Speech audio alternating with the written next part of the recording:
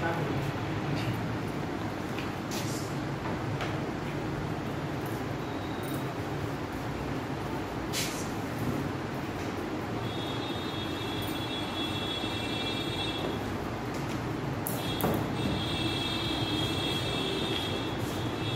आज जो टॉपिक पे हम लोग डिस्कशन करेंगे वो है बायो।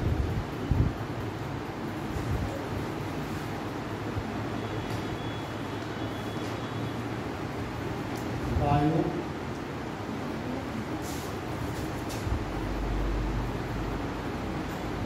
या जीरो, बायो या जीरो।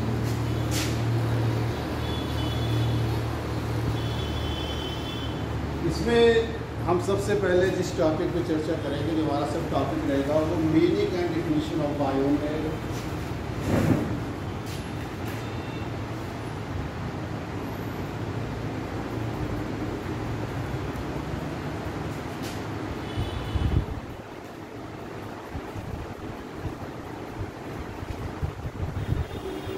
दूसरा इसमें जो टॉपिक रहेगा हमारा, वो types of the biome. Biome का अर्थ हो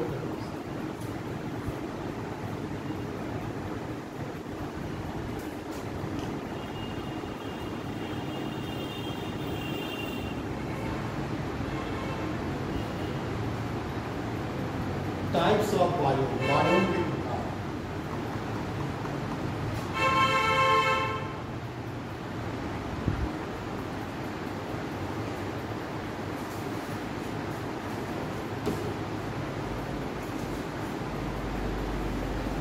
तो इसी में जो डिफरेंट टाइप्स के बायोम आपको बताए जाएंगे, उसमें हम बारी बारी से चर्चा करेंगे। जैसे पहले जो आज हम चर्चा करेंगे वो है आपका एवरग्रीन फॉरेस्ट बायोम, सदाबहार वन बायोम।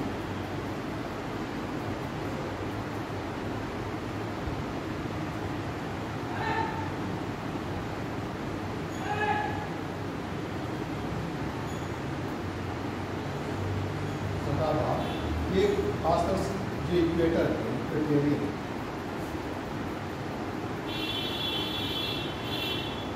भूमध्य रेखा,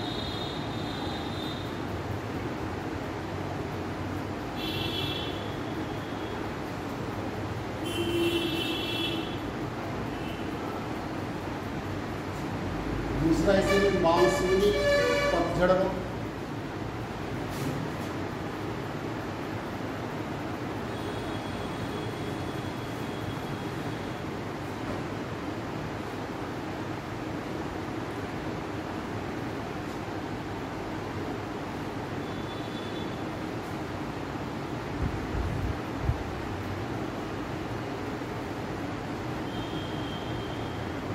और तीसरा इसी में सवाना बायोम।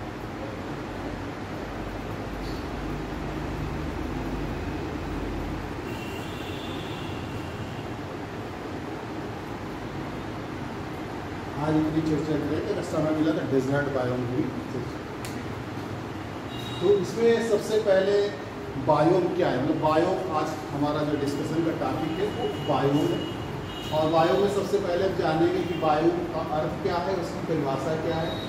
दूसरा फिर जानेंगे बायोम के प्रकार, और तीसरा फिर जो बायोम के प्रकार है उनमें जो प्रमुख आपके बायोम है, जैसे भूमध्य रेखी सदाबहार वन बायोम, मानसूनी पतझड़ बायोम, सवाना बायोम और मौसमी बायोम।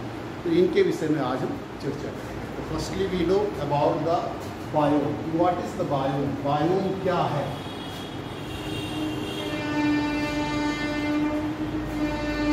वास्तव में जो बायोम शब्द है, ये एक तरीके से बायोलॉजिकल कम्युनिटी, जो हमारा जैविक समुदाय है, उसके लिए सब प्रयोग किया गया।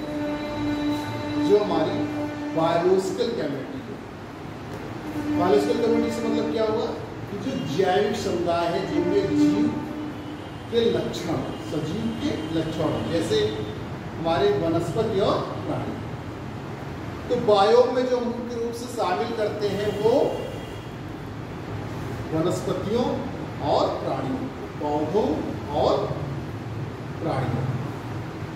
तो पौधों और प्राणियों का ही अध्ययन जो है हम बायोम के अंतर्गत करते हैं।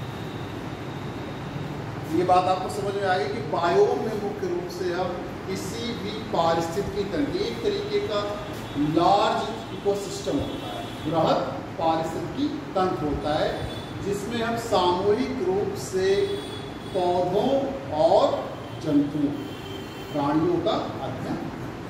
लेकिन एक इसकी विशेषता होती है कि इसमें कॉमन कैरेक्टरिस्टिक्स होते हैं, यानी कि ये जो जीव जंतु हैं, प्राणी हैं, इनमें जो है मोर और लेस कॉमन कैरेक्टरिस्टिक्स पाई जाती, समानताएं पाई जाती। जैसे भूमध्य रेखी सदाबहार वन बायोम में, तो यहाँ के पेड़ पौधे जो मानसूनी पतझड़ वायु से अलग होंगे, सवाना ग्रासेस से अलग होंगे। इसी तरह यहाँ पर रहने वाले जीव जंतु जो दूसरे बायोम से अलग होंगे, यानी कि बायोम भी क्या होता है, एक तरीके का विशिष्ट क्षेत्र होता है, एक विशिष्ट क्षेत्र होता है, एक जिसमें जीव, जिसमें पौधे और प्राणी एक साथ रहते हैं, उनमें समानता पाई जाती है। जैसे यहाँ सदाबहार वन पाए जाएंगे तो उनमें समानता पाई जाएगी, जो से सवाना घासें पाई जा रही हैं उनमें जो है समानता पाई जाएगी।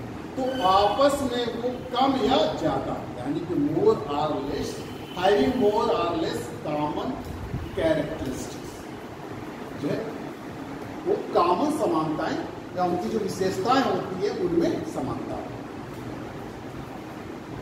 और देखिए ये जो वास्तव में बायोम है वो किससे नियंत्रित है, जलवायु से नियंत्रित क्षेत्र होते हैं, क्योंकि आप जानते हैं किसी भी क्षेत्र या किसी भी पारिस्थितिकी तंत्र को नियंत्रित करने वाले मुख्य रूप से जो फैक्टर है वो क्लाइमेट है, जलवायु। जलवायु से हमारा ये क्षेत्र नियंत्रित होता है। जैसे भूमध्य रेखीय सदाबहार वन, तो वहाँ पे सदाबहार वन क्यों पाए जाते हैं, क्योंकि वहाँ पर अधिक तापमान और अधिक वर्षा पूरे वर्ष भर पाई जाती है। ग्रासेस क्यों पाई जाती है, शवाना ग्रासेस क्यों पाई जाती है, डेजर्ट क्यों पाए जाते हैं, क्योंकि वहाँ की जलवायु विषम, जैसे डेजर्ट है वहाँ पर जो पानी बहुत कम है, पानी की वर्षा की मात्रा बहुत कम होती है, तापमान अधिक है, वाष्पीकरण अधिक है। सवाना ग्रासेस यहाँ पर थोड़ी वर्षा होती है, 25 से 50 सेंटीमीटर वर्षा होती है। तो इस तरह आप देखते हैं कि जो भी ये आपके यहाँ के पौधे देख रहे हैं वो किससे नियंत्रित है, जलवायु से।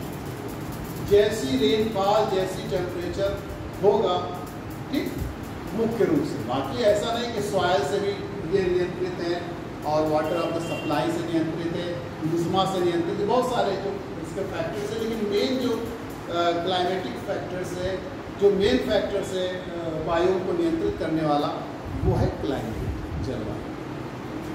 तो बायोम क्या है, बायोम जलवायु से नियंत्रित एक ऐसा क्षेत्र होता है, चाहे लिख सकते हैं, बायोम जलवायु से नियंत्रित एक ऐसा क्षेत्र होता है, बायोम जलवायु से नियंत्रित एक ऐसा क्षेत्र होता है जिसमें पौधे तथा प्राणी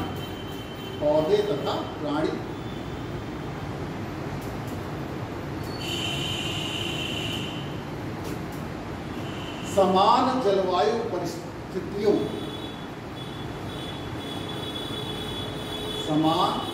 जलवायु परिस्थितियों, एवं विशिष्ट क्षेत्रों में, समान जलवायु परिस्थितियों एवं विशिष्ट क्षेत्रों में एक पारिस्थितिकीय समुदाय के रूप में रहते हैं।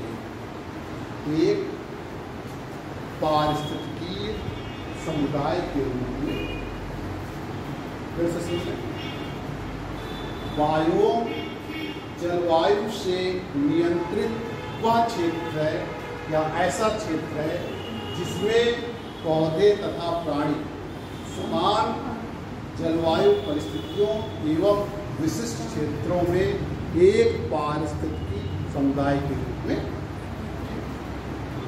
तो a biome is a such region controlled by the climate in which plants and animals live in a form of natural ecological community characterized by having common climatic conditions, climatic circumstances.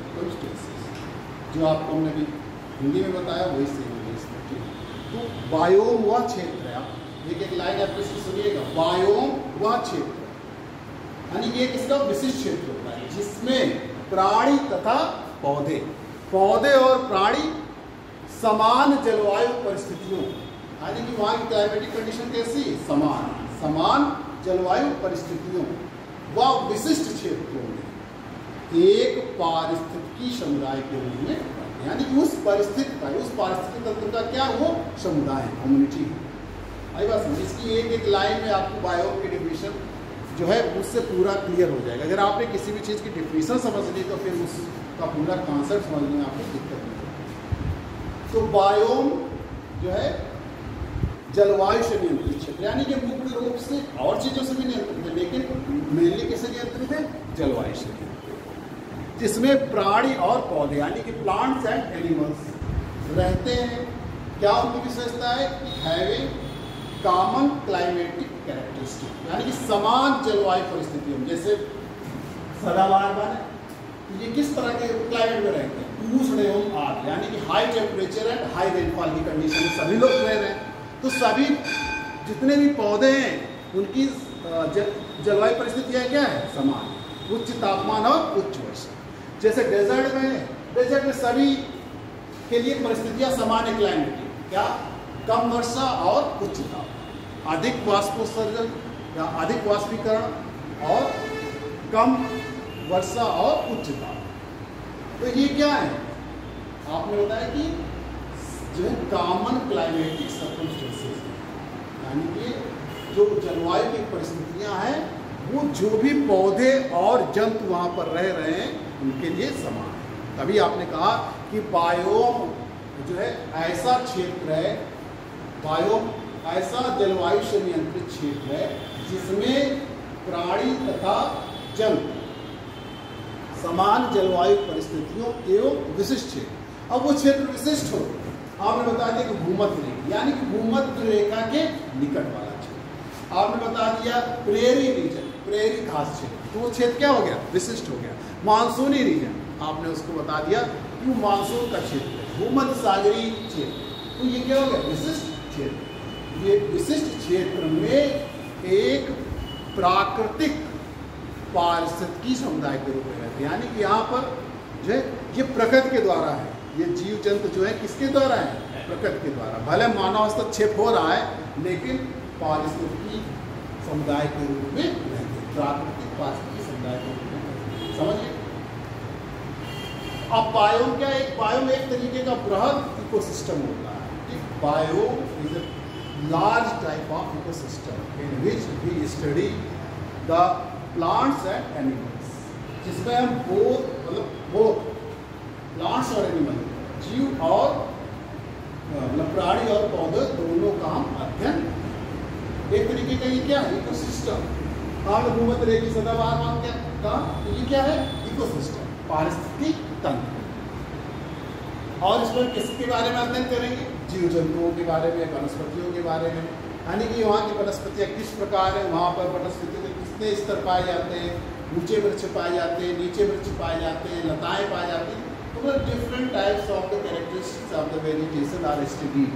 बहुत सारी जो उनकी विशेषताएं होती है वनस्पतियों की, उनका हम अध्ययन करते हैं। इसी तरह एनिमल्स के बारे में कि कौन कौन से एनिमल्स पाए जाते हैं, उसी तरीके से पाए जाएंगे। मान लीजिए सदाबहार वन है, तो सदाबहार वन में बहुत घने पेड़ होते हैं, तो पेड़ों पर रहने वाले जो है जंतु ज़्यादा पाए जाएंगे। ग्रासेज हैं, वहाँ पर जो घास को खाते हैं उस तरीके के जीव जंतु ज़्यादा पाए जाएंगे। हर क्षेत्र के लिए बायोम अलग अलग। हाँ, बायोम का देखिए फैक्टर्स जो मुख्य रूप से क्लाइमेट अभी बता रहे हैं, टाइप्स ऑफ द क्लाइमेट में, कि बायोम जो होता है वो फर्स्ट ऑर्डर पे अगर आप डिवाइड करेंगे तो क्लाइमेट, उस हिसाब से 3 आपके बायोम, ठीक। फिर उसके आगे वेजिटेशन के आधार पर हम डिवाइड करते हैं। तो बायोम छोटे, जितने आप छोटे स्तर पर जाते जाएंगे उतना छोटा बायोम बनता जाएगा। बड़ा हुआ पूरा हमारा जीव मंडल भी एक बायोम है, जीव मंडल भी हमारा पूरा biosphere is also a biome. वास्तव में जब बायोम के हम प्रकार पढ़ते हैं, टाइप्स ऑफ द बायोम, तो बायोम जो होता है ये सबसे ज़्यादा किससे नियंत्रित होता है, क्लाइमेट से नियंत्रित होता है, जलवायु से। वैसे भी जलवायु से ज़्यादातर सारी चीज़ें नियंत्रित होती हैं, चाहे सॉइल को ले लीजिए, चाहे रेन जो वेजिटेशन को ले लीजिए, तो ये सब किससे हैं, चाहे एनिमल्स को ले लीजिए, जैसे हमने आपको बताया था, या जो पोलर बियर्स होते हैं उनका शरीर उसी तरीके का होता है। और जैसे एस्किमो जनजातियाँ हैं वो इग्लू के घर बना के, बर्फ के घर बना कर रहती हैं वहाँ पर, जो उनका क्षेत्र है नॉर्थ अमेरिका में, जो अलास्का क्षेत्र है। और वहीं पर जो बद्दू जनजातियाँ हैं अरब में जो रहती हैं वो टेंट लगा कर रहती हैं। पिगमी जनजातियाँ जो भूमध्यरेखीय क्षेत्रों में पाई जाती है वो पेड़ों पर अपनी झोपड़ियाँ बनाकर रहती हैं। तो इस तरीके से वहाँ की जो क्लाइमेटिक परिस्थितियाँ हैं या अन्य परिस्थितियाँ हैं उनके अनुसार जो है जो जीवन यापन होता है उनके अनुसार। जैसे भूमध्यरेखीय क्षेत्र के लोग हैं वो कंद मूल फल इकट्ठा करते हैं और जानवरों का शिकार करके अपना जीवन यापन करते हैं।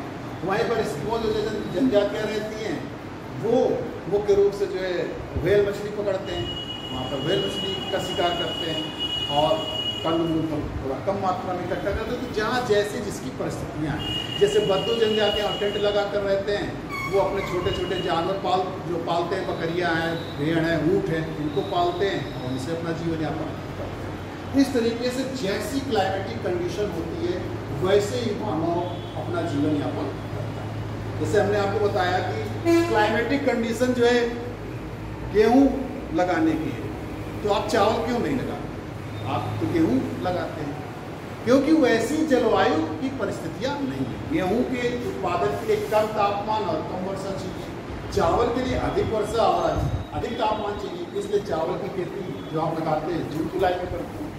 गेहूँ जो है अक्टूबर जो दीपावली के आसपास का समय होता है। तो क्योंकि वैसी जलवायु परिस्थितियाँ उसी अनुसार हमारा जीवन यापन भी, यानी कि मानव की गतिविधियाँ भी उसी तरीके से होती जा रही हैं। तो मानव की गतिविधियाँ उसी तरीके से, मानव की गतिविधियाँ जलवायु के अनुसार नियंत्रित हो रही हैं, तो उसी हिसाब से जो है जीव जंतुओं की भी क्या है, वो तो पूरी तरीके से, हमने तो इतना विकास कर लिया, हमारे पास इतना टेक्नोलॉजी डेवलप हो गए, तब भी हम पर्यावरण के प्रभाव के नियंत्रण को जो है इग्नोर नहीं कर सकते। भले हम उसमें संशोधन कर सकते हैं लेकिन पर्यावरण के प्रभाव को इग्नोर नहीं कर सकते। अगर हम ये कह दें कि नहीं पर्यावरण के प्रभाव को स्वीकार नहीं करेंगे तो ऐसा संभव नहीं। भले हम बहुत ज़्यादा जो है डेवलपमेंट कर लिया, हमने टेक्नोलॉजिकल डेवलपमेंट ज़्यादा कर लिया है, लेकिन फिर भी हम जो प्रकृति है उसके नियंत्रण को अस्वीकार नहीं कर सकते। तो जो जीव जंतु हैं, पेड़ पौधे हैं, जो प्राकृतिक आवास में रह रहे हैं, प्राकृतिक क्षेत्रों में रह रहे हैं, तो उनकी जो एक्टिविटीज होती है, जो उनकी गतिविधियाँ हैं, चाहे वो ग्रोथ की हो चाहे उनके फंक्शन की हो, वो किससे प्रभावित है, पर्यावरण से, अपने प्राकृतिक क्षेत्र से प्रभावित है, जिस वो प्राकृतिक आवास में रहते हैं, नेचुरल हैबिटेट में रह रहे हैं, जो आपका एक इकोसिस्टम है, उसी पारिस्थितिकी तंत्र से प्रभावित है। सोशल में अगर आप सामाजिक में चले जाइए तब भी आप देखिए, आप ऐसे क्षेत्र में चले जाइए जहाँ ISPCC की तैयारी करने वाले हैं, आप जाते हैं इलाहाबाद दिल्ली, सोचते हैं चलो वहाँ पर TGT PGT की तैयारी करेंगे या रेलवे की तैयारी करेंगे। आप 1-2 महीने तैयारी करते हैं लेकिन कुछ दिन बाद आपका मुँह इसकी तैयारी करने लगते, IAS की तैयारी करने लगते, क्योंकि वहाँ का इन्वायरमेंट ऐसा है। वहाँ आप इन लोगों को देखते हैं तो आपका मुँह बदल जाता है, लगता है कि आप इस पर तैयारी करना ज़्यादा आसान है। तो क्यों? क्योंकि वहाँ के इन्वायरमेंट, ये सोशल मतलब बता रहे हैं, जिससे सोशल इकोसिस्टम आपका मिल जाता है, आपका बिहेवियर। उसी तरीके से परिस्थितियाँ भी जैसी प्राकृतिक परिस्थितियाँ रहती है उसी तरीके की हमारी वेजिटेशन से मतलब प्राकृतिक वनस्पति से, नेचुरल वेजिटेशन से, जिनके विकास और उत्पत्ति में जो है मानव का हस्तक्षेप कम से कम होता है, वो जो है प्राकृतिक वनस्पति कहलाती है। नेचुरल वेजिटेशन यानी कि प्राकृतिक वनस्पति ऐसी वनस्पतियाँ होती हैं जिनकी उत्पत्ति व विकास में मानव का हस्तक्षेप ना हो। जैसे जंगलों में आप देखते हैं अपने आप उगाते हैं, ये पेड़ पौधे लगा रहे हैं, ये आपके पेड़ पौधे प्लांट्स हैं जिनको आपने लगाया, ये नेचुरल वेजिटेशन नहीं, क्योंकि इसको किसने लगाया है, मानव ने। ये मानव के हस्तक्षेप से इसका विकास हो रहा है, इसलिए नेचुरल, इसीलिए हम जितनी बात कर रहे हैं वो आपके नेचुरल वेजिटेशन की बात कर रहे हैं। तो जो हमारा बायोम है वो किससे नियंत्रित होता है, मुख्य रूप से जलवायु से नियंत्रित होता है। तो जो हम फर्स्ट ऑर्डर के टाइप्स बताते हैं बायोम में, वो मुख्य रूप से क्लाइमेट के आधार पर, यहाँ पे basis of the climate divide करते हैं। और चूंकि ये सॉइल से भी प्रभावित होते हैं, मूसमा से भी प्रभावित होते हैं, और जो सेकेंड ऑर्डर या थर्ड ऑर्डर हम क्या करते हैं वो वेजिटेशन के आधार पर करते हैं, क्योंकि नेचुरल जो क्लाइमेट है, क्लाइमेट से सबसे ज़्यादा वेजिटेशन ही हुआ है। क्योंकि कोई भी वनस्पति उगेगी तो उसके लिए तापमान और वर्षा दोनों जरूरी है, जो कि आपकी क्लाइमेट है, जलवायु। तो जलवायु के तत्व रेनफॉल है, टेम्परेचर। तो इसलिए वेजिटेशन सबसे ज़्यादा जलवायु से नियंत्रित होती है। इसीलिए जब सेकेंड ऑर्डर और थर्ड ऑर्डर जो है बायोम का बताते हैं तो वो on the basis of the vegetation बताते हैं। तो अब हम नेक्स्ट पढ़ते हैं टाइप्स ऑफ द वेजिटेशन।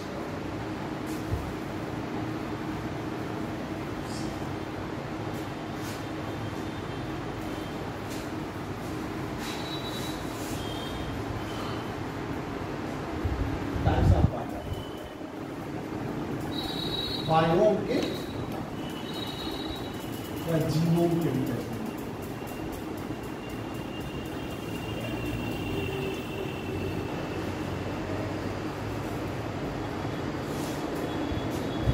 अब देखिए, on the basis of the climate biome can be divided into 3 types. Biome जो होते हैं वो मुख्य रूप से 3 प्रकारों में विभाजित किए जाते हैं। आप जानते हैं कि सबसे निचले यानी कि भूमध्य रेखा से लेकर जो हमारे ट्रॉपिक्स हैं वहाँ पर ऊष्मा ज़्यादा हो, जिसको हम लोग क्या कहते हैं, उष्ण रीजन कहते हैं या उष्णकटिबंधीय क्षेत्र कहते हैं।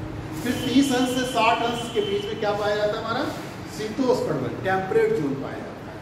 और सबसे ऊपर जो पाया जाता है वो हमारा कोल्ड जोन होता है, शीत क्षेत्र होता है। हमने आपको बताया था कि अगर ग्लोब को आप डिवाइड करें तो 0 अंश, वैसे तो 23.5 अंश तक की कर्क रेखा पाई जाती है, लेकिन 30 अंश नार्थ और साउथ ये ट्रॉपिकल जोन है। बल्कि इसको और जब अलग करते हैं ट्रॉपिकल को सब ट्रॉपिकल कह देते हैं। 23.5 अंश तक तो हमारा कर्क रेखा और मकर रेखा के बीच का ट्रॉपिकल जोन कहलाता है, उष्णकटिबंधीय क्षेत्र कहलाता है। और फिर ऊपर अगर जाते हैं तो सब ट्रॉपिकल कहता है। लेकिन जब 3 भागों में डिवाइड करते हैं तो 30 और 60 दोनों तरफ ये टेम्परेट रीजन है हमारा, ये ट्रॉपिकल रीजन है, और ऊपर वाला कोल्ड रीजन 90। ये नॉर्दर्न हेमिस्फीयर में, इसी तरह सदर्न हेमिस्फीयर। इसी के आधार पर हमने डिवाइड किया है। बायोम का जो फर्स्ट ऑर्डर डिवीजन है, प्रथम प्रकार है फर्स्ट ऑर्डर,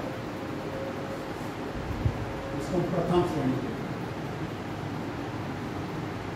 उसमें पहला हमने लिया है ट्रॉपिकल वायु, उष्णकटिबंधीय वायु।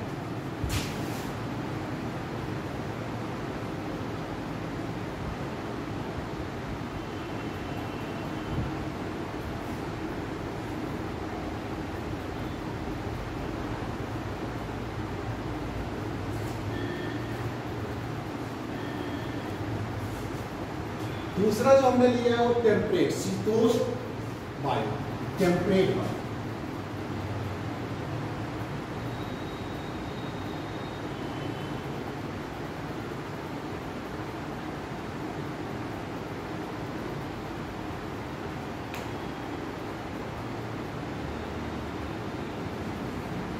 और तीसरा लिया है हमने टुंड्रा वायु या उत्तरी वायु भी कह सकते हैं, या बोरियल वायु भी टुंड्रा।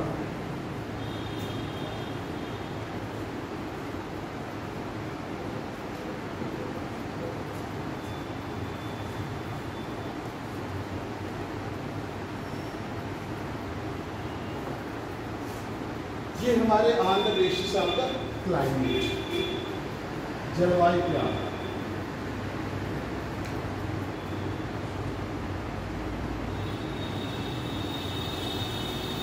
ये डिवीजन हमने किया है क्लाइमेट के आधार।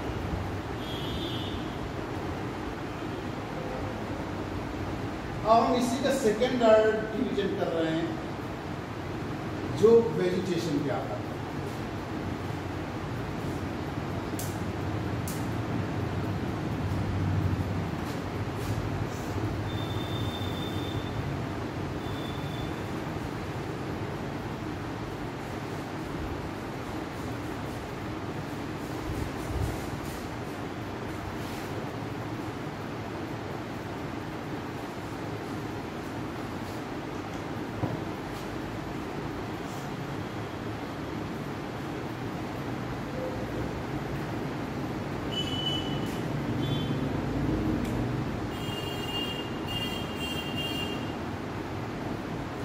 on the basis of the vegetation.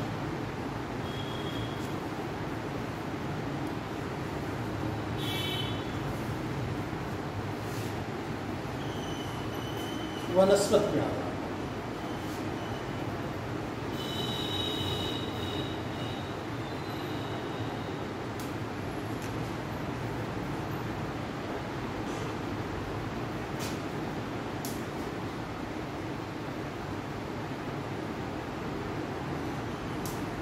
अब ट्रॉपिकल रीजन में देखिए 3 तरीके के आपको दिखाई दे।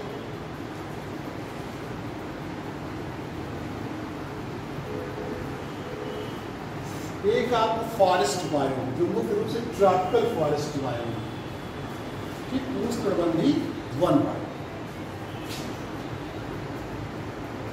जो ट्रॉपिकल रीजन फॉरेस्ट बायोम,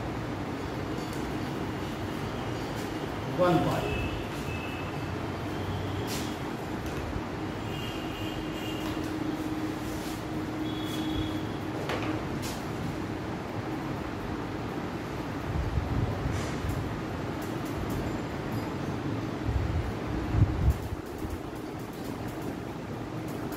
दूसरा इसमें सवाना बायोम,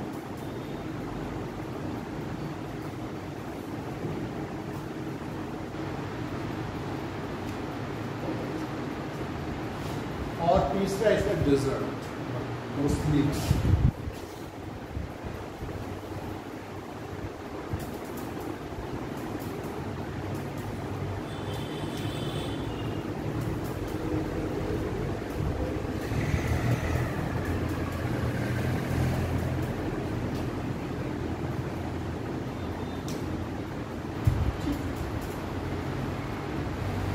सारी चीजें आपकी ट्रॉपिकल रीजन में पाई जाती है, उष्णकटिबंधीय क्षेत्र में पाई जाती है। इनमें मुख्य रूप से वनस्पति को ध्यान दिया। फॉरेस्ट बायोम यानी कि जो भूमध्य ट्रॉपिकल रीजन में वन पाए जाते हैं, उष्णकटिबंधीय क्षेत्र में जो वन पाए जाते हैं तो वन बायोम हो गया। सवाना बायोम एक तरीके से ग्रास, मतलब घास जो है इसमें ज़्यादा होती है, सवाना ग्रास आपने सुना होगा, ये सवाना बायोम। और तीसरा है डेजर्ट बायोम और उसके लिए बायोम।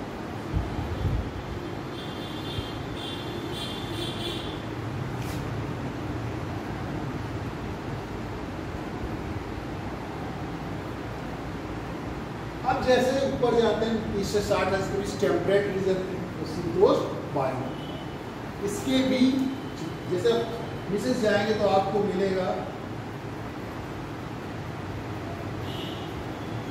भूमध्य सागरीय one biome, Mediterranean forest biome.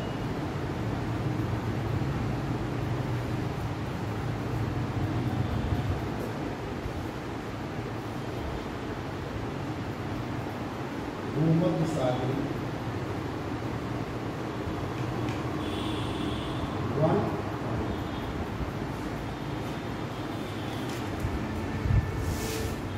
फिर इसी में मिलेगा आपको शीतोष्ण पतझड़ वन biome, temperate deciduous forest biome.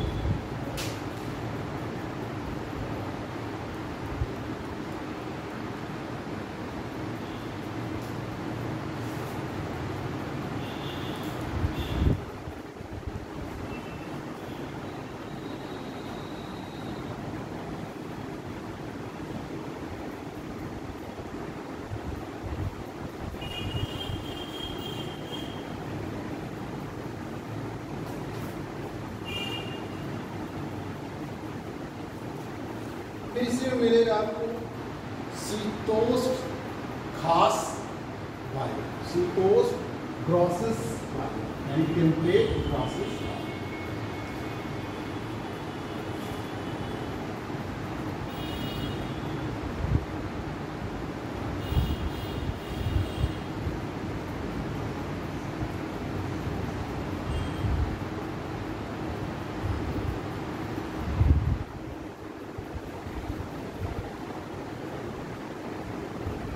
और इसमें taiga biome,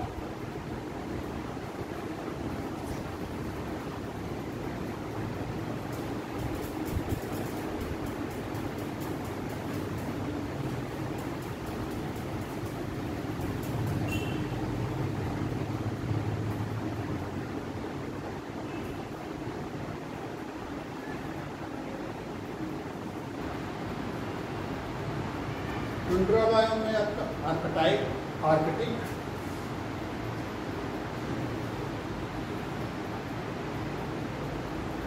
Arctic bio, arctic bio,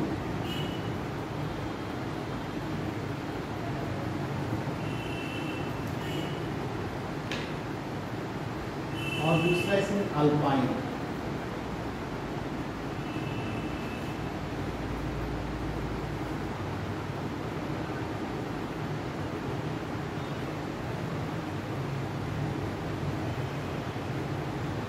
ये सेकेंड ऑर्डर डिवीजन है।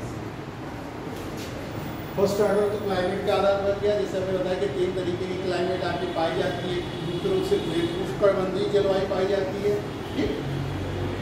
आप जानते हैं ना कि 3 तरीके की जलवायु पाई जाती है मुख्य रूप से। अगर एक उष्णकटिबंधीय जलवायु पाई जाती है, एक शीतोष्णकटिबंधीय और एक शीतकटिबंधीय। उसी के आधार पर इनको डिवाइड किया गया on the basis of the climate. उनका फर्स्ट ऑर्डर डिवीजन जो है वो ट्रॉपिकल बायोम, उष्णकटिबंधीय बायोम, टेम्परेट बायोम। और इसको चूंकि हमने बताया कि क्लाइमेट से सबसे ज़्यादा वेजिटेशन प्रभावित होती है, तो on the basis of the vegetation इसको हमने सब डिवाइड किया, फॉरेस्ट बायोम में, सवाना बायोम में और डेजर्ट बायोम।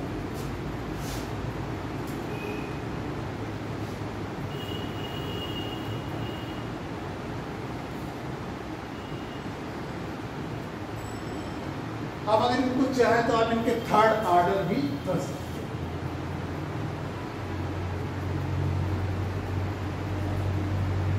थर्ड ऑर्डर भी on the basis of the vegetation.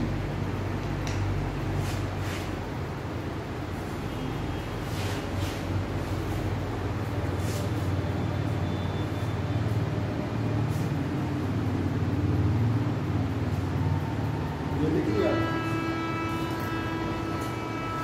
मुख्य रूप से यही है, लेकिन एक भी आपको बता दें, मेंस में भी आता है जो आपको पढ़ा रहे हैं प्री और मेंस।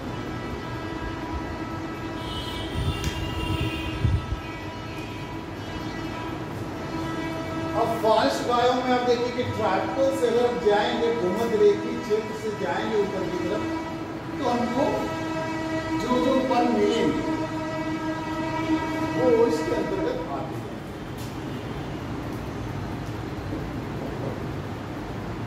जैसे पहला आपका इक्वेटोरियल भूमध्यरेखीय फॉरेस्ट बायोम, भूमध्यरेखीय वन बायोम।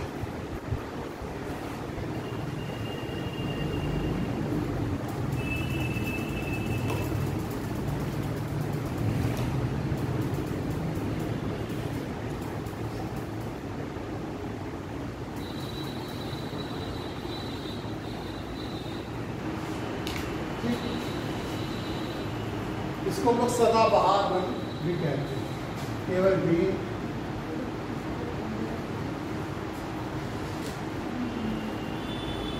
फॉरेस्ट बायोम,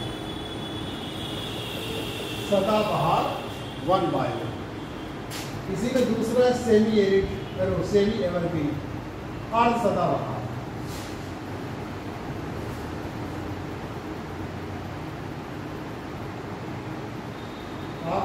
अर्ध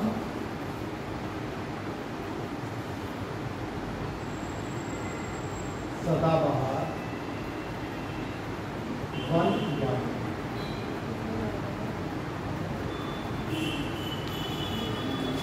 फिर हम ऊपर चलेंगे तो मानसूनी वन बायोम मिलेगा हमको।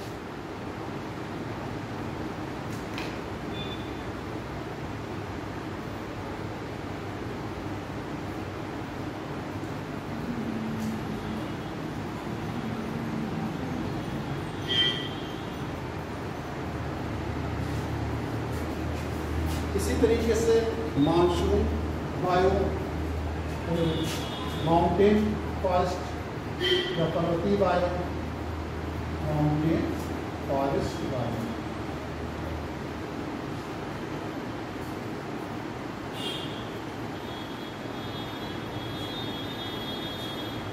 इसी तरीके से इसी का है जो स्वाम्प बायोम होता है, दलदली वन बायोम, स्वाम्प फॉरेस्ट।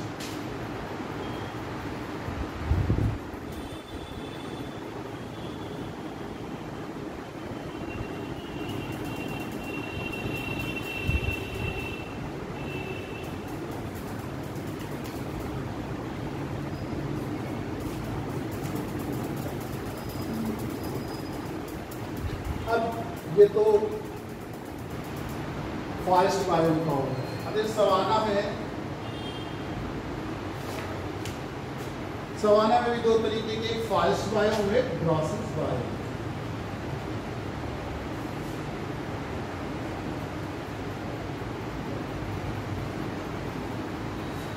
एक सवाना फॉरेस्ट,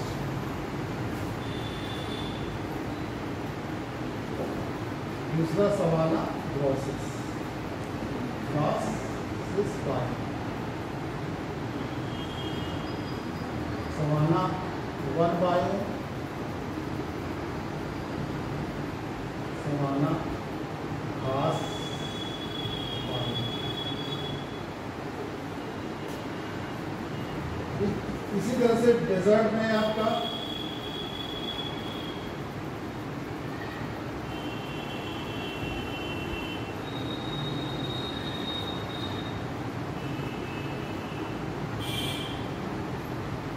इसमें भी दो हो जाते हैं, एक एरिड बायोम, शुष्क बायोम, दूसरा सेमी एरिड।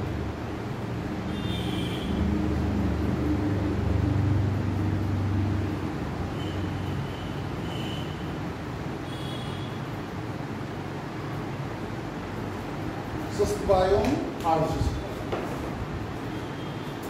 सवाना के देखिए दो भाग हो गए, एक सवाना वन बायोम जिसमें वन की संख्या ज़्यादा है वनों की, और एक दूसरा सवाना ग्रास जहाँ घास ज़्यादा पाई जाती है। इसी तरह डेजर्ट के दो भाग है, मरुस्थली की एक शुष्क बायोम है, यानी कि मरुस्थली है, अर्ध मरुस्थली बायोम।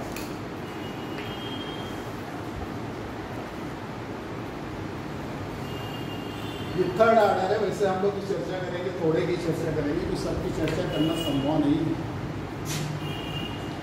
भूमध्यसागरीय वन बायोम, इसका जब आप थर्ड ऑर्डर करते हैं तो वो दोनों क्षेत्रों में होते हैं, उत्तरी गोलार्ध में भी और दक्षिणी गोलार्ध में।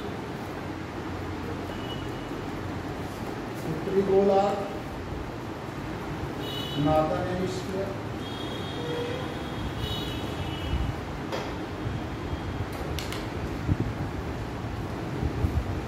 और दक्षिणी गोलार्ध।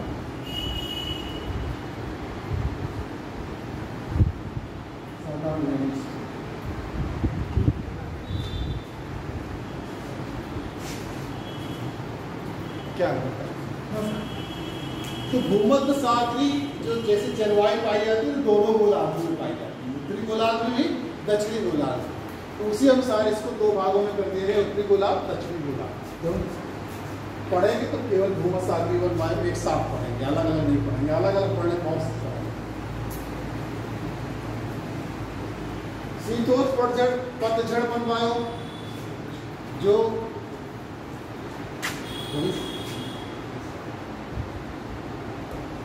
तो शीतोष्ण पतझड़ जो वन बायोम है वो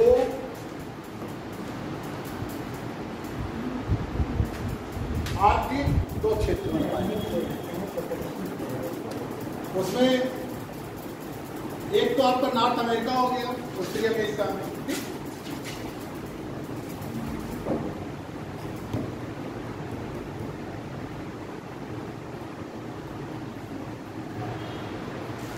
दूसरा यूरोपीय हो गया,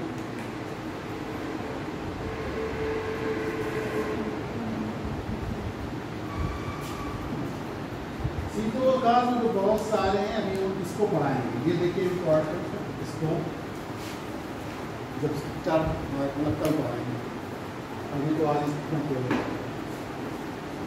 तो शीतोष्ण घास बायोम में बहुत सारे हैं, प्रेरी हो गया, स्टेपीज हो गया, prairie, steppe, weld, down,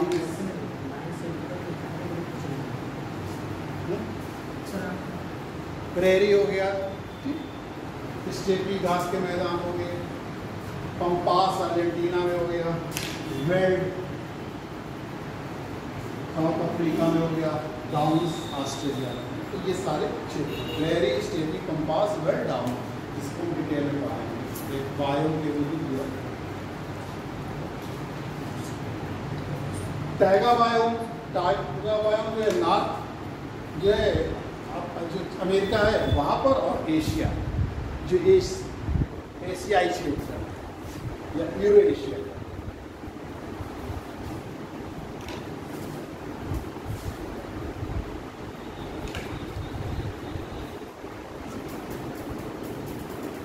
north America, उत्तरी अमेरिका, एशिया, और जो आपका माउंटेन क्षेत्र होते हैं, माउंटेन रीजन, ये इसके division. Taiga biome, north America, Asia और माउंटेन।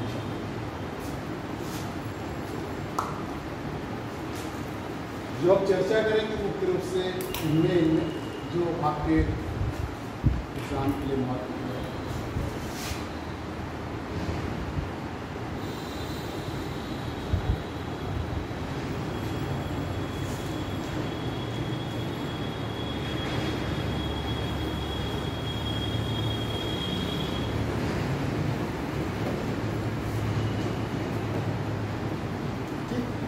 सर ये कंपास है क्या है?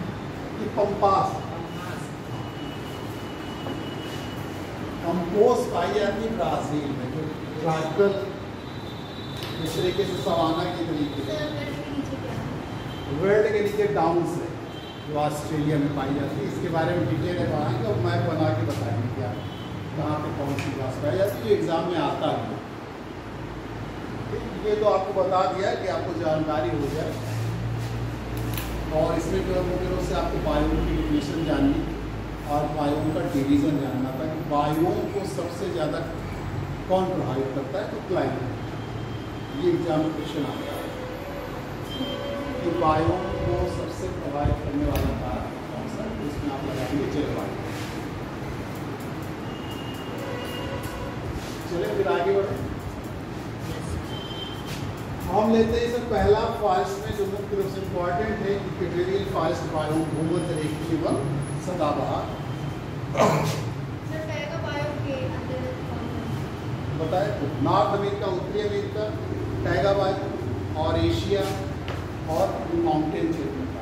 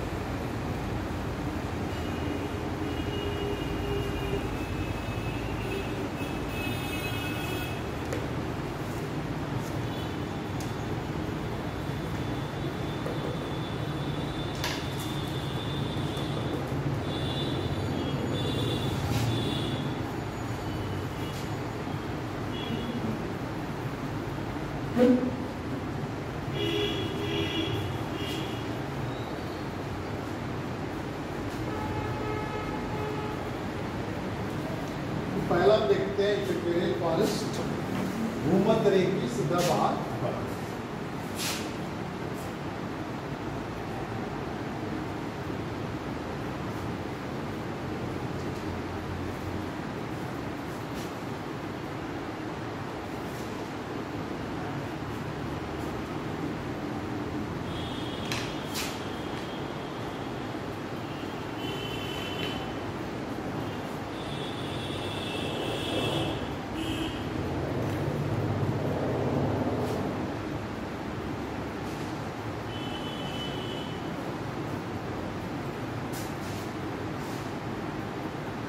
पहले आप ऑर्डर करना है बना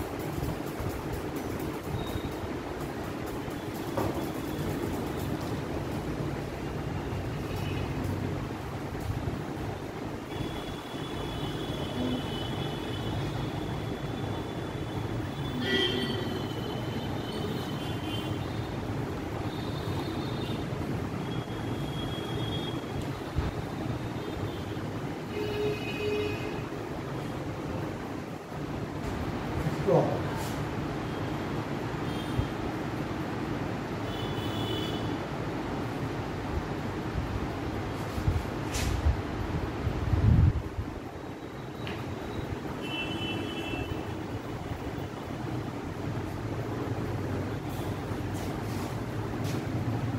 ये आपका लाल कलर का है और ये साउथ का।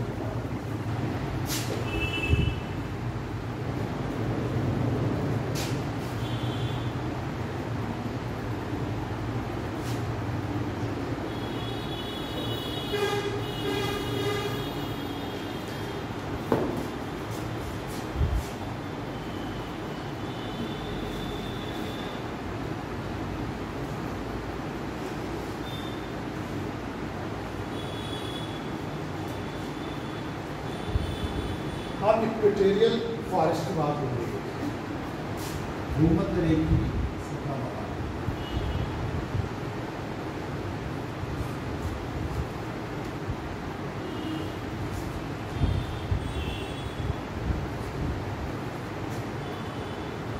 अभी आप जीरो से देख रहे हैं और ये कर्क रेखा है और ये 23.5 मकर है। इसका जवाब मुख्य रूप से जहाँ जहाँ ये पाया जाता है, इसका जो विस्तार पाया जाता है वो भूमध्य रेखा से 10 अंश उत्तरी और 10 अंश दक्षिणी अक्षांश। भूमध्य रेखी सदाबहार वन का जो विस्तार पाया जाता है वो 10 अंश उत्तरी अक्षांश और 10 अंश दक्षिणी अक्षांश के मध्य का है। जिसे 0 अंश से 10 अंश ऊपर और 10 अंश नीचे। ये मुख्य रूप से कहाँ पाया जाता है? जो आपका ये जो क्षेत्र है दक्षिण अमेरिका, वो अमेजन नदी का, तो जो आप अमेजन नदी का क्षेत्र है।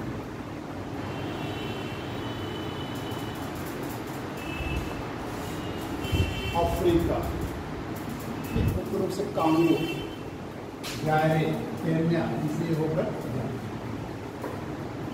दिया।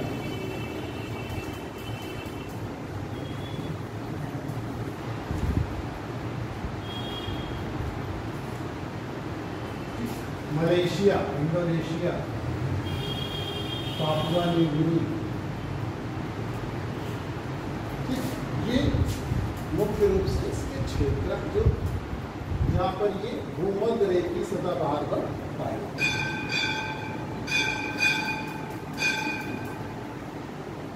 कॉन्टिनेंट आप जानते हैं कि ये नॉर्थ अमेरिका है, ये साउथ अमेरिका है, ये यूरोप है और ये यूराल पर्वत जो है एशिया को अलग करता है। यूरोप और एशिया, बीच में यूराल पर्वत जो है अफ्रीका और ऑस्ट्रेलिया में से। तो ये 7 हमारे कॉन्टिनेंट है, 7 महाद्वीप, बाकी ये जो 5 महासागर। तो दक्षिण अमेरिका की जो अमेजन नदी घाटी क्षेत्र है और ये कांगो बेसिन जो क्षेत्र है अफ्रीका, ये पश्चिमी अफ्रीका यानी कांगो है, जायरे है, केन्या है, ये सब इसी जगह से गुजरते हैं। और मलेशिया, इंडोनेशिया और पापुआ न्यू ये क्षेत्र जो है इसके अंतर्गत।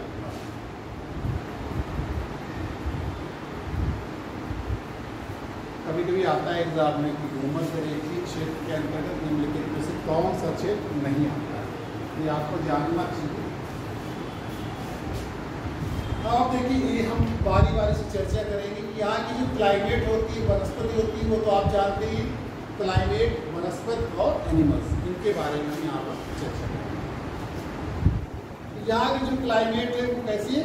उच्च तापमान और उच्च वर्षा, हाई रेनफॉल एंड हाई पूरे वर्ष भर यहाँ पर उच्च तापमान और उच्च वर्षा होती है, मोर देन 200 सेंटीमीटर।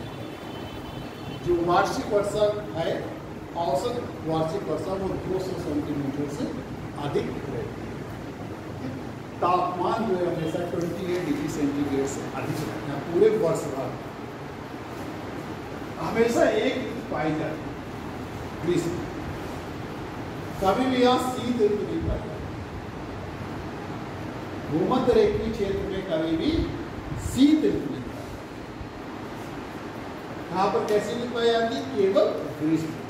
तो आप जानते हैं उच्च तापमान और उच्च वर्षा पौधों के विकास के लिए बहुत अनुकूल है। अधिक वर्षा और अधिक तापमान होगा तो पौधों का विकास भी बहुत अधिक क्षमता होगा। इसीलिए यहाँ पर सबसे अधिक वृक्षों की प्रजातियां पाई जाती हैं। भूमध्य रेखीय वन क्षेत्रों में सबसे अधिक वृक्षों की प्रजातियां पाई जाती हैं। असंख्य प्रजातियां पाई जाती हैं वृक्ष, और बहुत घने वन होते हैं। कैसे वन होते हैं? घने वन। और हमने बताया था कि जैसे जैसे घने होने के कारण सब चाहते हैं कि हमको सूर्य का प्रकाश मिल जाए, तो ये सब ऊपर की ओर बढ़ते हैं। सूर्य का प्रकाश लेने की वजह से ऊपर की ओर बढ़ते हैं, इसलिए यहाँ के वृक्ष जो होते हैं वो सबसे ऊंचे होते हैं। भूमध्य रेखीय क्षेत्र में पाए जाने वाले वन जो है सबसे अधिक ऊंचाई के होते हैं। 60 मीटर से भी अधिक ऊंचाई पाई जाती है। ये विशेषता आती है, एग्जाम में पूछा जाता है कि सबसे अधिक पत्तियाँ आप जानते हैं चौड़ी होती हैं, हरी होती हैं, बड़ी होती हैं, और वृक्ष इतना घना होता है, वन इतना घना होता है वृक्षों से कि एकदम नीचे अंधेरा छाया है। धरातल पर क्या छाया? अंधेरा छाया है। कोई उसमें घुसने की कोशिश नहीं कर सकता, इतना घना जंगल। और ये जंगल जो भी होते हैं ना, वो लताओं से, महालताओं से ग्रंथित रहते हैं, एक दूसरे से बंधे रहते हैं। बहुत मोटी मोटी लताएं होती हैं। लताएं लियान्स कहते हैं, वेनिजुला लियान्स, लताएं।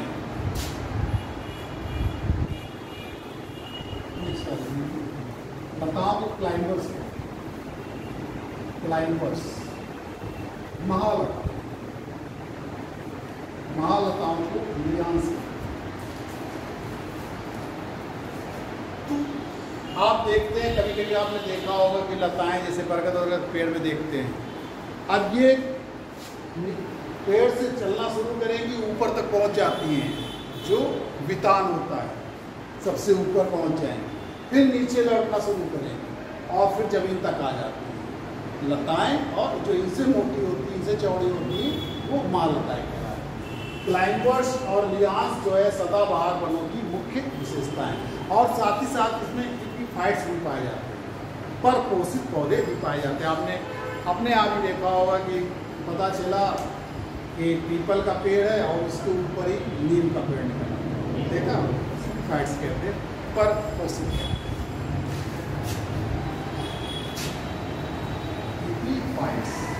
ये कैसे हो जाता है?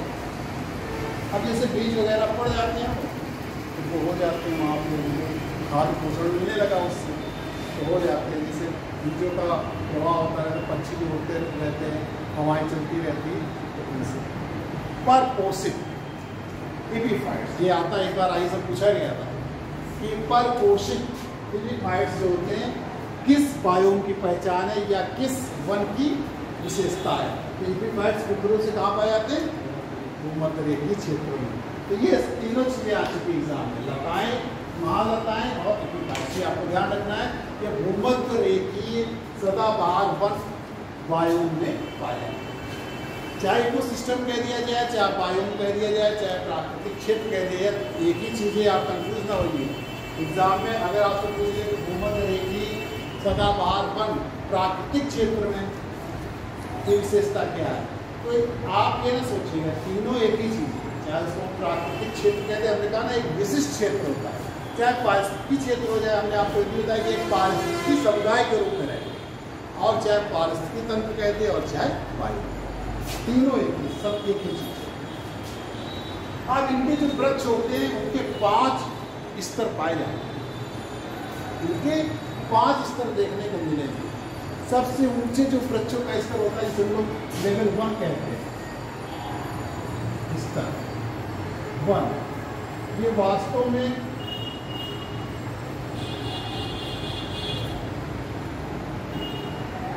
(60 मीटर से 30 मीटर तक ऊंचाई तक पाए जाते हैं।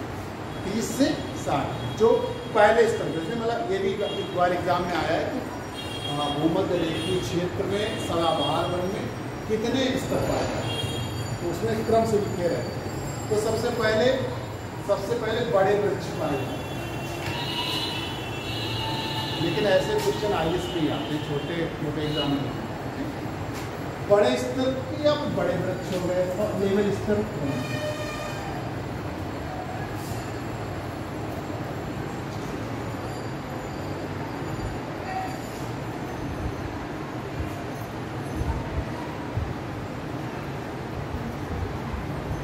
फिर 25 मीटर से 30 मीटर में लेवल स्तर 2 होता है, इसमें मंझोले वृक्ष पाए जाते हैं, उससे जो छोटे होते हैं,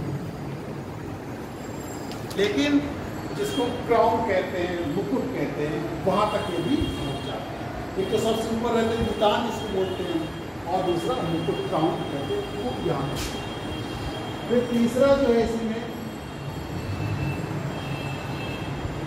जो 15 से 20 तक पाया जाता है या ऊपर तक भी पाया जा सकता है, ये औसत जनरल चीजें होती है उसको बताया।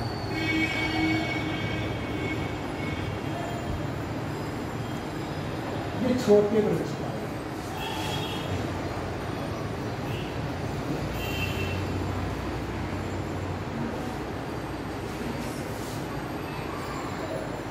और फिर 5 मीटर धरातल से 5 मीटर की ऊंचाई तक जो होती है झाड़ियाँ पाई जाती है,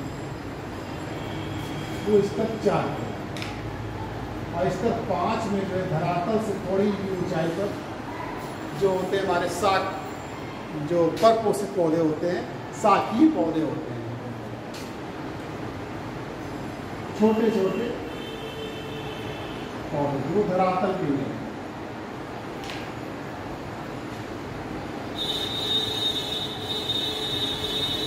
झाड़ियाँ हो जाती है, धरातल से 5। इस तरीके से एग्जाम में जब आएगा तो 5 स्तर पाए जाते हैं। याद रखिए भूमध्य रेखीय सदाबहार वन में यह 5 स्तर वनस्पति पाए जाते हैं। जो पहला स्तर होता है वो सबसे बड़े वृक्षों का होता है, जो वितान तक हम ऊंचाई देखते हैं, ठीक, जो 30 से 60 मीटर तक, तो लेकिन वहाँ ऊंचाई से मतलब नहीं रहेगा, खाली आपको लिख के आएगा कि बड़े वृक्ष हैं। फिर उनके मुकुट तक देखते हैं, क्राउन तक देखते हैं, जो 25 से 30 मीटर तक होते हैं, जिन्हें मंझोले वृक्ष कहते हैं, और भी छोटे वृक्ष होते हैं, स्मॉल ट्रीज होते हैं। और फिर सतह से लेकर 5 मीटर की ऊंचाई तक जो आपकी घास और झाड़ियाँ पाई जाती हैं, और सतही स्तर पर जो 5वां स्तर होता है वो छोटे छोटे शाकीय पौधे, छोटे छोटे पौधे वनस्पतियाँ होती हैं, हरी वनस्पतियाँ, ये वनस्पति का स्तर। वनस्पति का स्तर बहुत पूछा जाता है, मुख्य रूप से बायो में वनस्पति का स्तर इकोलॉजी है, इन्वायरमेंट। पेसिस का पेपर उठा के देखेंगे आईएएस को, तो आपको 2-4 क्वेश्चन मिलेंगे कि इसमें कितने स्तर पाए वनस्पति।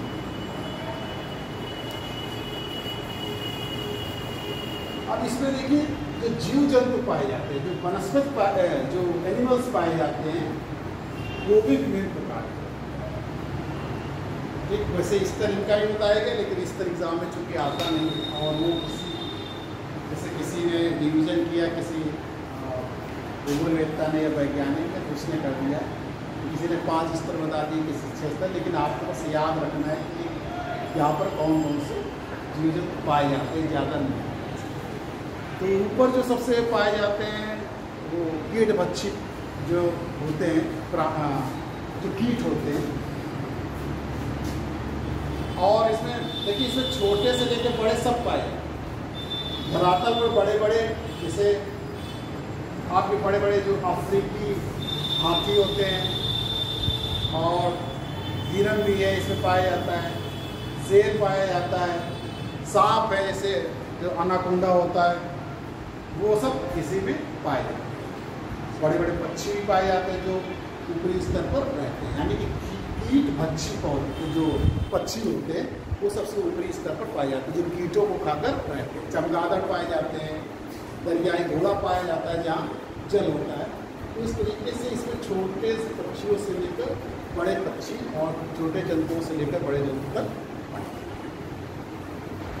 इनमें कुछ जनजातियाँ भी रहती हैं और अलग अलग तरीके से अपना काम करती हैं। जैसे जो अमेजन क्षेत्र में रहती हैं उनको बोरो कहते हैं, बोरो के नाम से जानते हैं, बोरो जनजाति।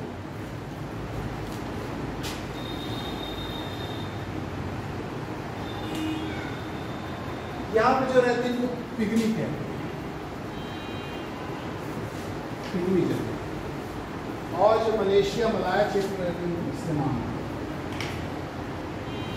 आता है एग्जाम में, जनजात का जो चैप्टर है उसमें अलग से पढ़ाया जाता है। तो यहाँ पर जो मानव रहते हैं आधे जनजातियाँ भी रहती हैं। बोरो जो अमेजन नदी घाटी क्षेत्र में पाए जाते हैं, इस एग्जाम में पूछा जाता है कि अमेजन नदी घाटी क्षेत्र में कौन सी जनजाति निवास करती है या बोरो जनजाति किस क्षेत्र में निवास करती है। पिग्मी जो आपको भूमध्य रेखी मुख्य रूप से जो आपका पैनोकोवेशन जायरेवेशन है वहाँ पर ये निवास करती है। और शिमांग जो मलाया प्रायद्वीप में मलेशिया में निवास करती है। तो ये था आपका भूमध्य रेखी सतह भाग का। अब दूसरी चर्चा करेंगे मानसूनी पतझड़।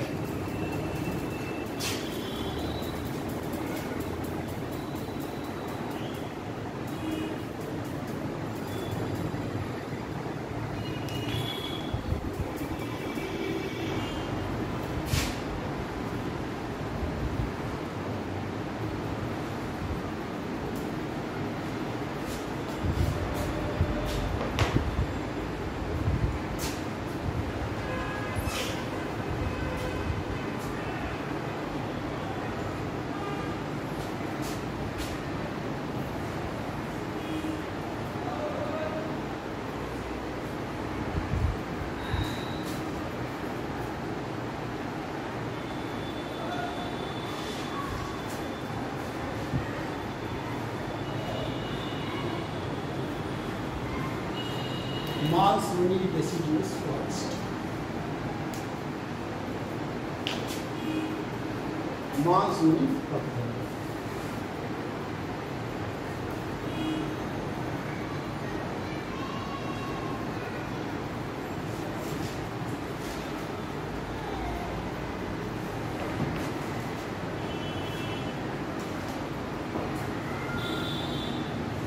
अब देखिए ये इन वनस्पतियों या इस बायोम का विकास वहाँ पर हुआ है जहाँ पर मानसूनी क्लाइमेट। मानसूनी क्लाइमेट की आप विशेषता जानते हैं कि जो है इसमें 3 ऋतुएं होती, शीत ऋतु, ग्रीष्म ऋतु और वर्षा ऋतु, या 2 ऋतु भी आप विराट कर सकते हैं कि शीत ऋतु और ग्रीष्म ऋतु। वर्षा ऋतु होती है ग्रीष्म ऋतु, या उसको 3 तरीके के ऋतु भी जान सकते हैं, शीत ऋतु, वर्षा ऋतु और ग्रीष्म। अब ये पतझड़ वन यानी कि पतझड़ ये अपनी पत्तियां वर्ष में एक बार गिराता है। अगर हमेशा एक जैसी ऋतु रहे तो एक जैसा व्यवहार रहे, लेकिन क्या होता है ग्रीष्म ऋतु और शीत ऋतु जब ये अपने वाष्पोत्सर्जन जो होता है इनसे जल का उसको कम करने के लिए अपनी पत्तियां गिरा देते हैं। यानी कि पत्तियां गिरा देंगे तो वाष्पोत्सर्जन नहीं रहे होगा ज़्यादा, तो शरीर इनका मजबूत पड़ा। जानते हैं आप ये पत्तियां गिरा देते हैं और वर्षा के आने के पहले फिर से जैसे आएगी वर्षा तो ये फिर से पनपी। तो शीत ऋतु और ग्रीष्म ऋतु ये मुख्य रूप से जो इसका विस्तार पाया जाता है वो आप जानते हैं भारतीय उपमहाद्वीप। भारत की क्लाइमेट कैसी है? मानसूनी क्लाइमेट है, आप जानते हैं। तो ये आपका समग्र रूप से भारत की क्लाइमेट है मानसूनी क्लाइमेट। भारतीय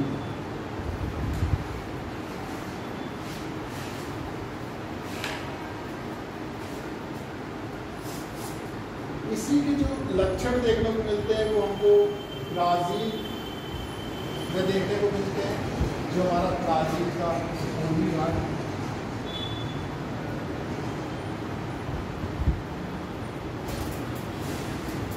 अफ्रीका का जो पूर्वी भाग है,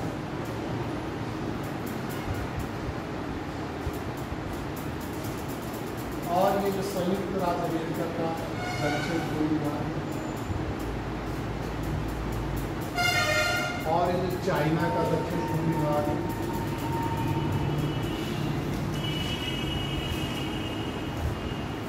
और जो ऑस्ट्रेलिया का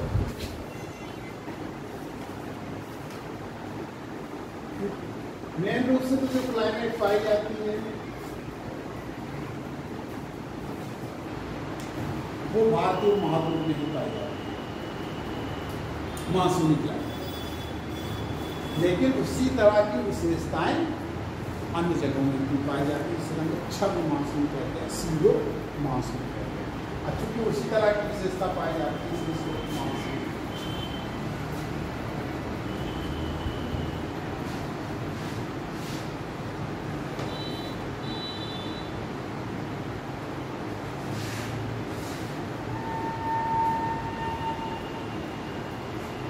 तो आप इसमें देखते रहे कि मुख्य रूप से इसमें पतझड़ वन पाए, जैसे साल हो गया, सागौन हो गया, बांस है, ये मानसूनी वन की विशेषता है। साल, सागौन, बांस, और तो आप जान ही रहे हैं।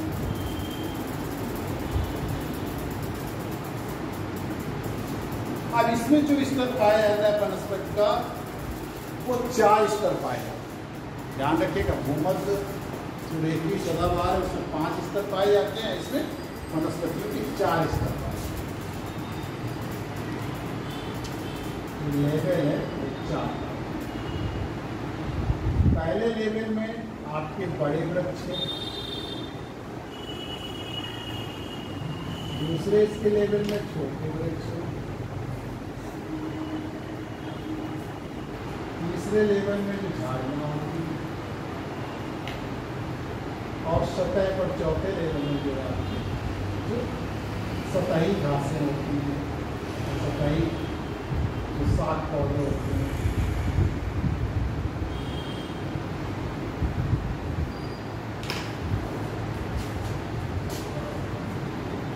इस तरीके से 4 स्तर पाए जाते हैं।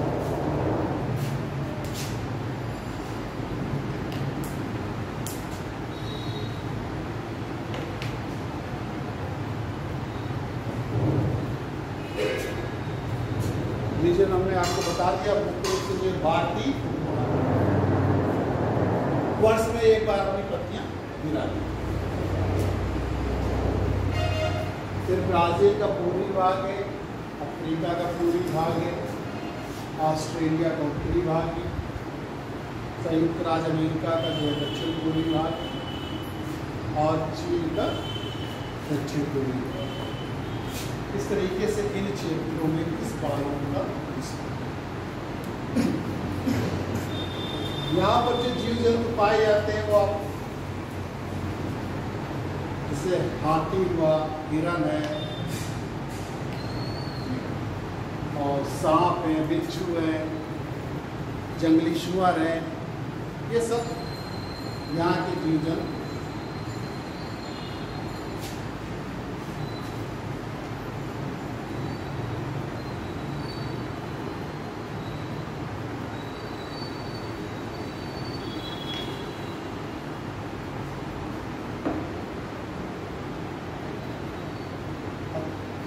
सवाना क्षेत्र देखिए, सवाना वायु,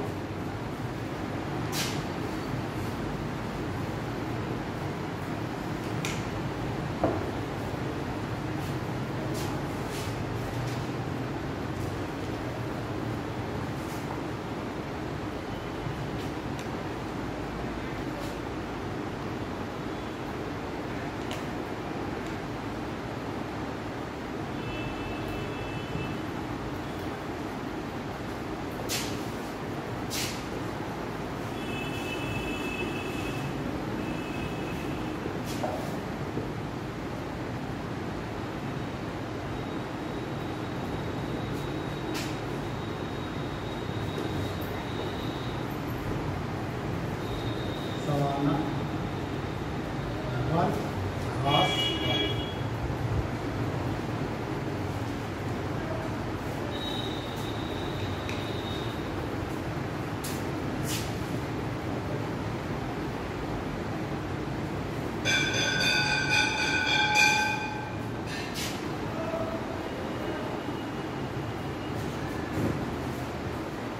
देखिए यहाँ सवाना वन घास बायोम से क्षेत्र, बायोम से तात्पर्य जो है ऐसे क्षेत्र से है जहां पर जिस क्षेत्र में जो है शुष्क अनुकूलन वाले जो है वृक्ष जो होते हैं यहाँ पर उगते हैं घासों के साथ, यानी कि यहाँ घासें भी रहती हैं और शुष्क कंडीशन में, यानी कि जो शुष्कता के साथ अनुकूलन कर सकते हैं, शुष्क क्षेत्रों के साथ अनुकूलन कर सकते हैं, वैसे यहाँ पर पेड़ भी होते हैं जो मतलब जिनको कम पानी की मात्रा चाहिए। तो इसके जो स्तर होते हैं वो 3 स्तर होते हैं। पहले आप ये जो पाया जाता है वो ब्राज़ील के जो है मध्य और दक्षिणी भाग,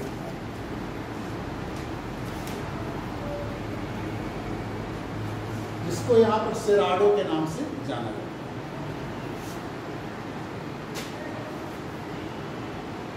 अफ्रीका में ये भूमध्य रेखीय क्षेत्र के ऊपर वाला हिस्सा,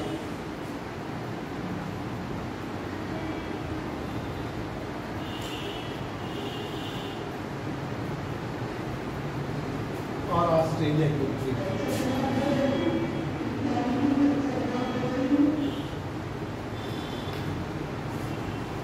भारत में भी जहाँ शुष्कता का क्षेत्र पाया जाता है, जहाँ पे वर्षा कम हो रही है, जहाँ शुष्क क्षेत्र पाया जाता है वहाँ पर भी वायु पाया जाता है। लेकिन मुख्य रूप से जैसे आपका ब्राज़ील है, ब्राज़ील का मध्य और दक्षिणी, इसी तरीके से ये अफ्रीका का भूमध्य रेखीय का उत्तरी भाग, ये अफ्रीका महाद्वीप है, इसके भूमध्य रेखा के उत्तरी भाग, ऑस्ट्रेलिया के उत्तरी भाग, और भारत में जहाँ पे शुष्क क्षेत्र पाया जाता है वहाँ पर इस तरीके की वायु पाई जाती है। इनमें जो स्तर पाए जाते हैं 3 स्तर पाए जाते हैं। ये भी एग्जाम में आता है कि सवाना में स्तर पाए जाते हैं, कितने पाए जाते हैं।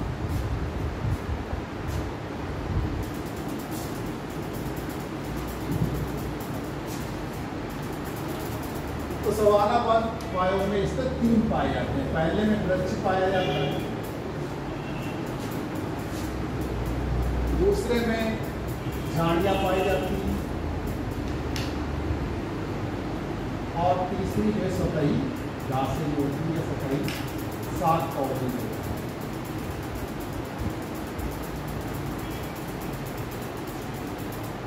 इसमें केवल 3 स्तर होते हैं, ध्यान रखें। ये बड़े विरल रूप से फैले होते हैं, बड़े विरल रूप से फैले होते हैं। अफ्रीका वगैरह में और यहाँ पे तो आपको ब्राज़ील और अफ्रीका में जो इनका घनत्व रहता है वो 500 से लेकर 2000 वृक्ष प्रति हेक्टेयर होता है। लेकिन ऑस्ट्रेलिया में ये जो है 100 से 150 हो जाते हैं, 100 से 150 के मध्य जो है पाए जाते हैं, 100 से 150 वृक्ष प्रति हेक्टेयर पाए जाते हैं।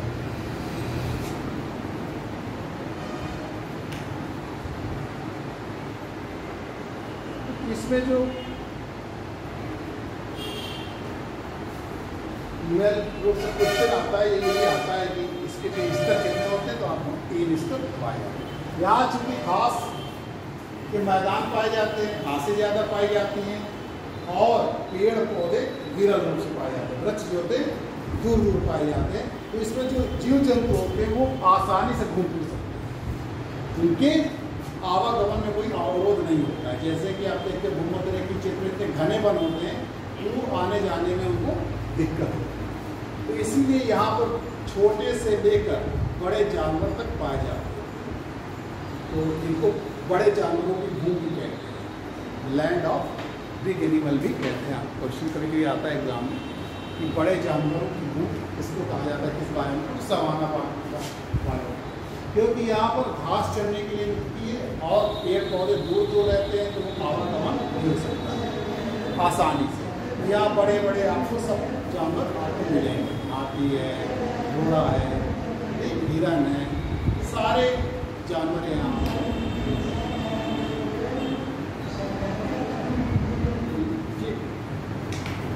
अब आप एक और देखिए, आपका मरुस्थलीय वायु।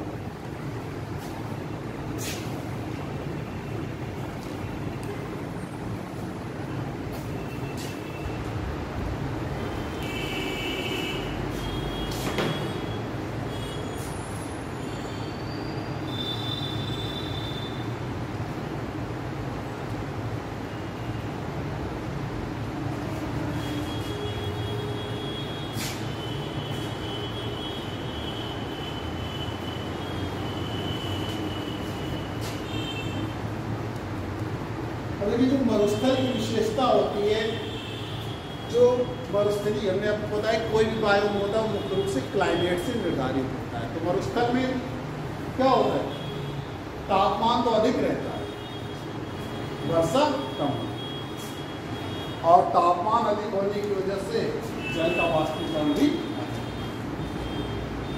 तो अधिक तापमान और कम वर्षा यानी कि शुष्कता और उच्च तापमान इस वायु की विशेषता है। यहाँ पर तापमान अधिक रहेगा और वर्षा कम, 25 सेंटीमीटर से भी कम वर्षा। 25 सेंटीमीटर से कम वाला क्षेत्र आपका एरिड रीजन हो जाता है, जो 25 से 50 सेंटीमीटर वाला क्षेत्र रहता है वो सेमी एरिड, जहाँ कटीली झाड़ियाँ आपको। तो मरुस्थलीय जो बायोम है इसमें हम कंबाइंड रूप से देखकर चल रहे हैं। यहाँ पर जो है मरुस्थलीय मिट्टी मिलती है, सैंड सॉइल मिलती है। तो इसमें वनस्पतियाँ जो होती हैं वो बहुत, जिनको कम पानी की जरूरत होती है, जैसे कांटेदार वन, छोटी पत्तियों वाले वन, वृक्ष होते हैं जिनकी जड़ें अधिक गहराई तक जा सके, अधिक गहराई तक पृष्ठ हो सके, जिससे वो भूमिगत जल से अपने पानी की पूर्ति कर सके। जैसे नागफनी हो गया, बबूल हो गया, ये कटीली झाड़ियाँ यहाँ पर उगती हैं। बेर के पेड़ आपने देखे होंगे, छोटे छोटे ऊंचाई में रहते हैं और पत्तियाँ एकदम छोटी छोटी रहती हैं। तो ये क्या करते हैं, कांटे निकाल लेते हैं अपने आप में, पत्तियाँ छोटी कर लेते हैं, पत्तियों को ऐंठ लेते हैं, जिससे कि पानी का वाष्पोत्सर्जन जो है कम से कम, तभी तो वो जिंदा रह पाएंगे। इस तरह के बायोम में जो है, जो इसका क्षेत्र है, ये हम केवल ट्रॉपिकल डेजर्ट की बात कर रहे हैं, ऐसे मरुस्थलों की बात कर रहे हैं जो उष्णकटिबंधीय क्षेत्रों में पाए जाते हैं, क्योंकि हम अभी आपको उष्णकटिबंधीय क्षेत्र का ही। इसमें जैसे आप देख रहे हैं अफ्रीका में आपका कौन सा डेजर्ट है, सहारा, सहारा में कालाहारी, बोत्सवाना में मुख्य रूप से पाया जाता है कालाहारी डेजर्ट, और अफ्रीका जो उत्तरी भाग में यानी भूमध्य रेखा के उत्तरी भाग में सहारा डेजर्ट पाया जाता है, सहारा मौसम। अमेरिका में एरिजोना,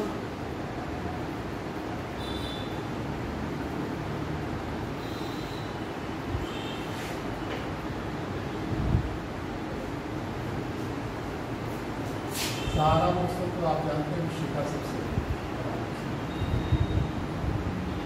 कालाहारी,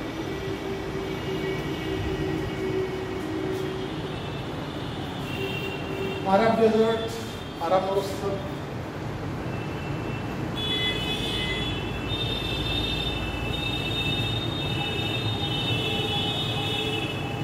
भारत में थार डेजर्ट,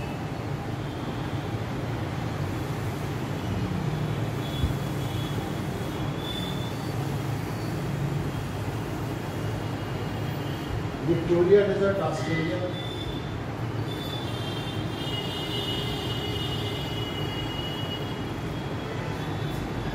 चिली के पास अटाकामा डेजर्ट साउथ अमेरिका में,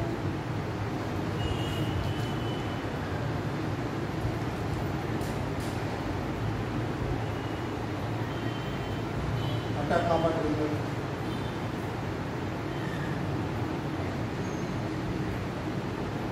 पैटागोनिया अर्जेंटीना में,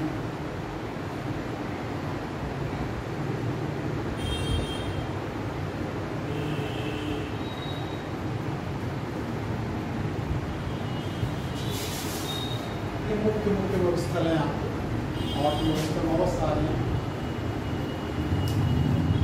ये एक क्षेत्र ये क्षेत्र। अब जहाँ पे जैसे जनजातियाँ रहती हैं वैसे वैसे वो अपना काम करते हैं।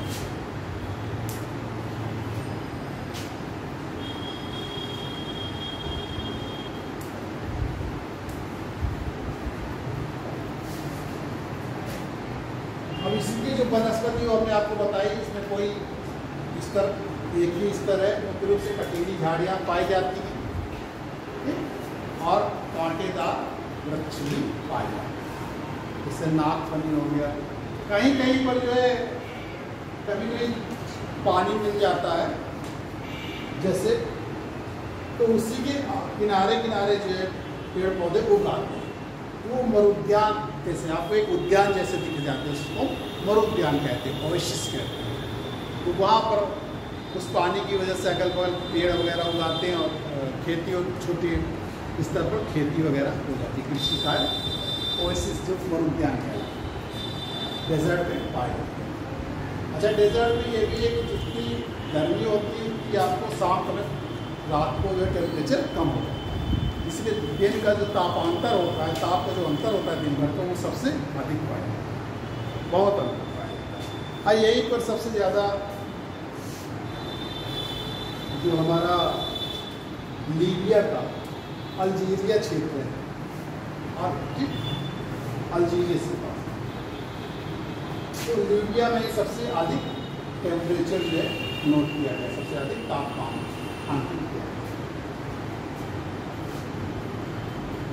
तो ये आपने मरुस्थल देखी। अब मरुस्थल में जो मुख्य रूप से जो पाए जाते हैं जीव जंतु, वो जैसे ऊँट मुख्य रूप से होता है, ऊँट हो गया, भेड़ हो गई, बकरी हो गई, ये मुख्य रूप से पाए जाते हैं।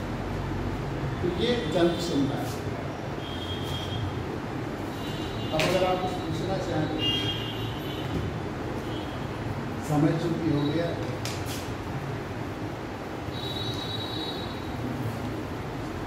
कुछ पूछना है आपको?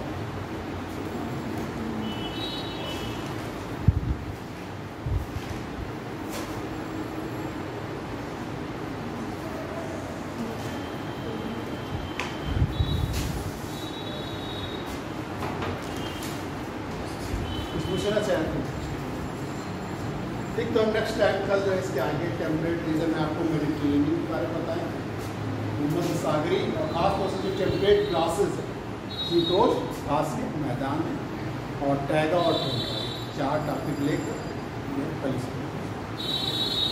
इसके बाद अगर आपको कुछ पढ़ना हो, अगर आपको कोई चीज़ ना समझ में आए तो आप पुनः पढ़ाएगा तो आप बता दीजिए, क्योंकि अगली शायद 1-2 क्लास रहेंगी, फिर शायद बंद हो जाए, तो आप हमको कल बता दीजिएगा, नेक्स्ट टाइम पढ़ा देंगे जो आप इम्पॉर्टेंट समझते हैं। ठीक।